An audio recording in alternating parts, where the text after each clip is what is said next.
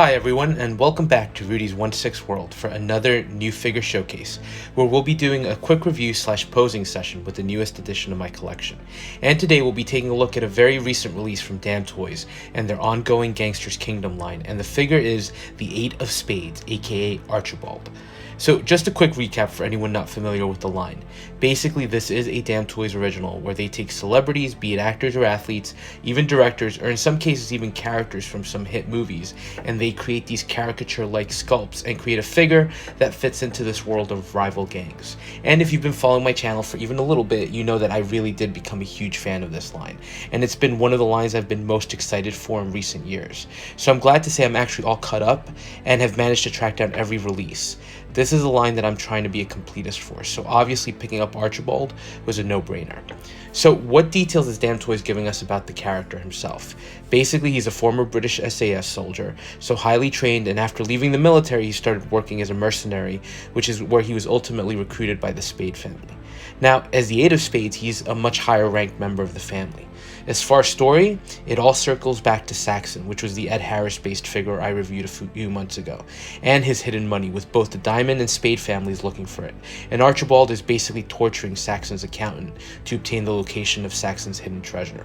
I do appreciate that the narrative is focusing on that story more and more, and it's funny, but when I originally reviewed that Ed Harris figure, I didn't realize how important he would ultimately be for this ongoing story. So before jumping into the figure review, let's also take a quick look at the playing card we're getting. And just like the rest of the set, this looks really amazing with the printed cartoon drawing of Archibald with his cigar, so nice addition to the deck. Now, as we normally do, let's take a look at the full package here, and we'll start off by noting that I did buy the deluxe version, which includes the large torture rack and 2 mice. So not gonna lie, it is a little gruesome, and the set does also include a set of clothing, head sculpt, feet, and hands that you can use to create the tortured version of Saxon's accountant to be placed on the rack. And as you can see, you get a few weapons and a lot of accessories that are meant to go on the surgical cart. So as far as a deluxe figure goes, this delivers with everything you're getting, and appropriately enough, the box is huge, so you definitely feel like you're getting something of value here. So let's look at all the accessories more carefully, and we'll start with his rifle, which is a really nice detailed AK style 9mm. And like the rest of the releases in this line, it's amazingly well detailed, with the 9mm designation on the rifle as well as on the magazine. The front portions of the gun are also really nicely detailed and sculpted, although they do feel a little delicate, so you have to be careful with this one. The gun also has a folding stock and a working action that's spring-loaded, so like with the previous releases, there's really no complaint here about the main weapon. Then he includes a bayonet that's pretty unique, and I don't think we've seen anything like it just yet. But it has a really nice thicker blade on an intricate handle with a handguard that's nicely detailed, and it all fits in a sheath hanging off Archibald's belt, which is also nicely detailed in faux leather. Next up, he does come with an electric saw, which is pretty nice with a bright orange body, a guard for your hand, and the blood-splattered plastic blade. Would have been nice to get metal here, as the saw itself is a little bit warped in mine, but it serves its purpose and is a nice accessory and theme with the character, although it reminds me maybe just a little too much of that horrible scene in Scarface. Then, you do get a few extra hands, and again, really nicely detailed fingers that also look a little caricaturish, and the gloves are nicely detailed, feeling very tactical. I do have 2 complaints here. First, the hands don't have pegs, and I'm already figuring that's going to be a problem when trying to swap the hands out. And I do hate that in the more recent releases, Damtoys got cheap on that. Their previous figures all had dedicated pegs, so swapping the hands was very easy. So it's a shame that that's no longer the case here. The other gripes, the hands feel a little hard. And what I mean by that is usually with 6-scale figures, you do want your hands to be a little pliable so that the figure can hold the accessories well. Here, I think that's going to be another headache, so I'll have to be careful. Beyond that, the last set of figure accessories are a pair of sunglasses and a lit cigar. So starting with the glasses, it's a reused piece, and a lot of the figures have the same style, just with different colored frames. I do wish Damtoys would be a little more creative and give us some different styles. They've done it with other figures, would have been nice to see them do that with this one and do that continuing in the future. And the cigar looks great, and again with the smoke effect helps make the figure feel more dynamic. Now the next set of accessories are almost meant to build a diorama, and they include a set of pliers that are really well done and actually move on a hinge, and you get a set of 7 surgical scissors, and all of these pieces are covered in blood, so basically Archibald hasn't been shy about using them. Final piece here kind of goes with the pliers, and we're getting 3 teeth. So clearly you're meant to assume that Saxon's poor accountant has had some teeth pulled. So all in all, I'm amazed at the detail we're getting here with such small pieces, but I will say that the whole set is a little on the gruesome side again. So that brings us to the next accessory, which is the surgical cart. I will say, it's nice that Damtoys thought of this, because with the pliers, teeth, and scissors, some companies might have just given us the accessories and we would have been left wondering how we would display those. But here we're getting a really nice cart that you can actually put all of those pieces on, and it does feel like a diorama piece, all with working wheels and a nice stainless steel paint app. But in keeping with the gruesomeness, the cart is also completely stained in blood, and it really does come together when you put all the accessories on it, including the saw on the bottom rack. Is it a little too gruesome? Too disturbing? Maybe, but still a very unique diorama piece for the series. And that brings us to the deluxe piece here, which is the torture stand or rack. And again, it's strange to say that this is a really nicely done piece given what it's for, but it's a really nice piece, and it is heavy. This is part of why the box is so big, and it does come in multiple parts, and it keys in together with really heavy duty magnets, which I think is great, and it's something you seem to be seeing a lot with statues. Now the rack itself is plastic, but it does look like an attempt to recreate wood beams, and it's done really well, including some cracks, some knots, and some notches, through which along with the paint apps show pretty weathered timber, inclusive of some very dried blood. Now the legs in the center of the piece are meant to represent steel or cast iron elements, including some through bolts, and at the center you do get a Spade logo, which is a nice way of distinguishing this for the family it belongs to. And the paintwork here is really nicely done and really top notch, showing some pitting, rusting, and of course you have the bars that hold the restraints in place. The deluxe set does also include 2 mice that are meant to be scurrying around the display. I like them first of all because they add to the diorama element, and second because they look in theme with the line, and they're also stylized and caricaturish. And they really do look good with great sculpts, great paint applications for such small pieces. So I like when we get something unique like this. And finally you get the head sculpt, hands, bare feet, and a clothing set, which you can use with a Damtoys body that I do not currently have, to actually recreate Saxon's accountant, and you can place him in the torture rack to show that Archibald has used his tools to extract information from him. Again, all the pieces here are nicely sculpted and painted, and the sculpt for the accountant does stand out, although it is a little strange to say that about a clearly tortured face, but it looks really good. And unfortunately, I think that torture element might be becoming a little too much of a theme with the line, but that's another discussion. So those were actually a ton of accessories, so you can tell, I think, why this is deserving of a deluxe label. Now, moving on to the figure itself and starting with the sculpt. Just like the rest of the line, this is a highly stylized figure, but I think it looks incredible. And first of all, I think it's meant to be a representation of Gerard Butler, and Damtoys again knocks it out of the park with the great work on the hair, the facial hair.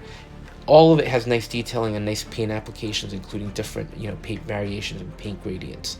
Eyes look great too, very realistic, and he does have a slight scowl and furrowed brow. So again, you're getting some personality through the sculpt. It just overall looks incredible, and the sculpts have always been a highlight of the line for me. Now let's go over the rest of the figure. And here you start noticing some things that will come up in my closing thoughts that are issues. First of all, he's a big, tall figure. He's got ankle extenders to give him extra height, and he does come across as an imposing character. He's also, unfortunately, really top heavy, which really does hurt with posability.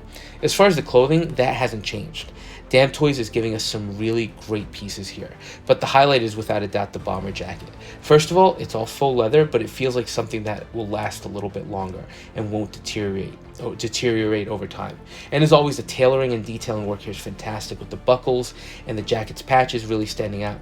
But the highlight here is the faux fur lining on the jacket. It definitely makes it feel distinctive. The pants are nicely done too, with some faux leather paneling, and they're nice cargo pants, including some Velcro closures at the ankles. So let's get into the issues with this figure, because that seems to be a good place to transition and segue into the overall thoughts I had. You can tell from the pants that he's got very skinny legs, particularly at the ankles.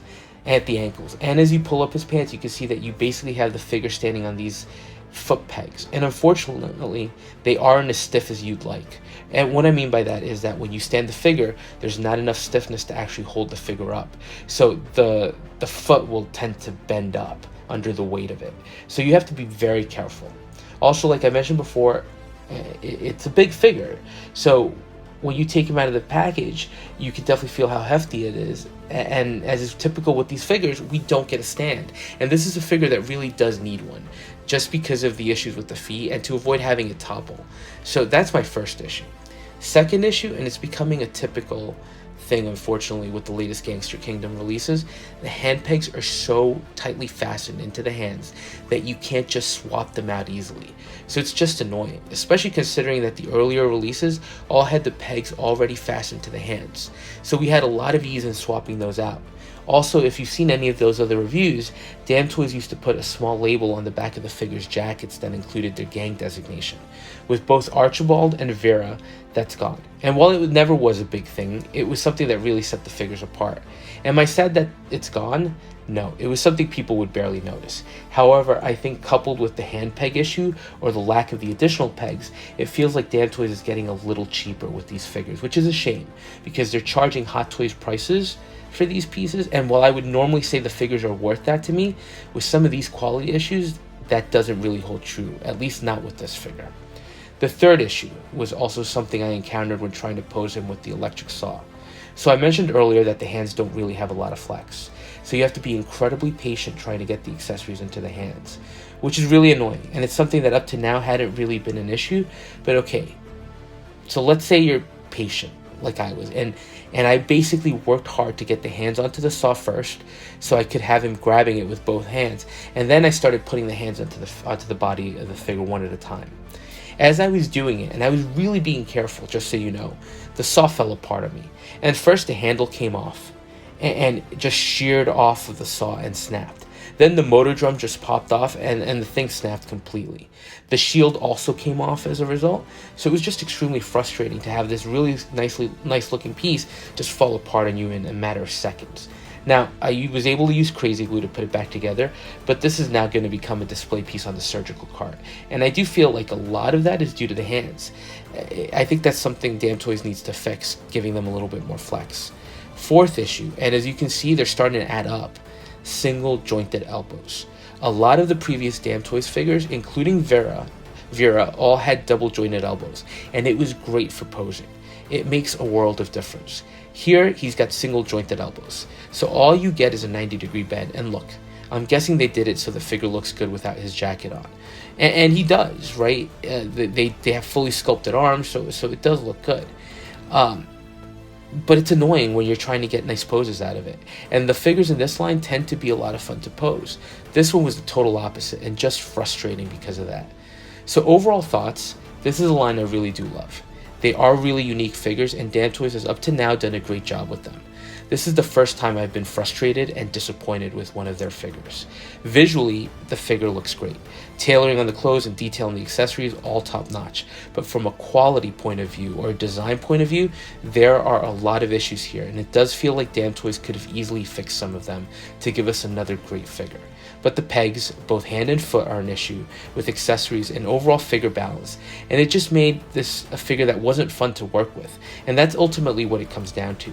And unlike other figures in the line that I'll be swapping poses on or even accessories, Archibald is one that's probably going to remain in a more museum style pose, just because he's a hassle to work with. And it really is a shame because he does feel like a deluxe release with everything you're getting. Just quality wise, I wasn't impressed, and unfortunately all the positives just aren't enough to outweigh the issues I had here. So overall, I do have mixed feelings. From an aesthetics point of view, great piece. From an execution point of view, leaves a lot to be desired. So that's it for this one. That's my honest look at the latest Damtoys release for Gangster's Kingdom. I guess nothing is perfect, so it's bound to happen that one of the releases in this line would have issues. Let me know your thoughts, and as always, thanks for watching, and if you are enjoying some of my content, please go ahead and like, comment, and subscribe, and we'll touch base on the next video.